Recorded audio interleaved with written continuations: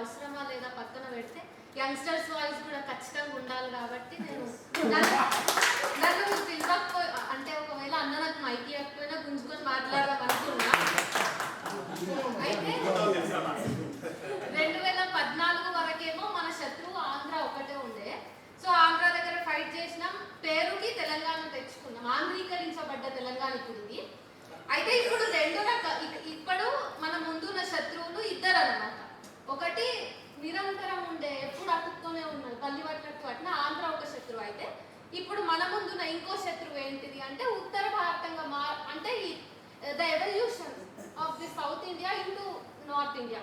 So ఇది కూడా దృష్టిలో పెట్టుకోవాలి. ఆంధ్ర మీద ఎప్పుడు ఏడుస్తున్నాం, ఆంధ్ర మీద ఏడ్చిట్ల పడి ముందు నుంచి వస్తున్న ఇంకో పెద్ద ప్రమాదాన్ని మనం కొంచెం నిర్లక్ష్యం చేసినా కూడా ఇంకా పెద్ద దెబ్బ పడుతుంది, దేశవ్యాప్తంగా పడే దెబ్బ. కాబట్టి మన అస్తిత్వం ఈడ ఉంది రెండింటి నుంచి గుంజుకోవడము. ఇప్పుడు ఇది ఇంతకుముందు జరిగిన తెలంగాణ సాయుధ పోరాటం కంటే తెలంగాణ పోరాటం అంత చరిత్రలో జరిగిన పోరాటం అంతకంటే ఇప్పుడు ఇంకా పెద్ద పోరాటం.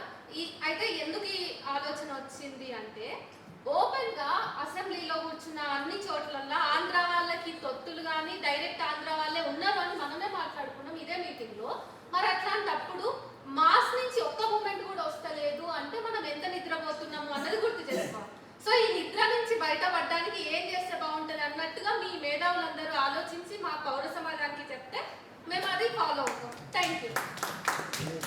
వెరీ గుడ్, చాలా బాగా మాట్లాడింది శ్రీనిధికి ధన్యవాదాలు.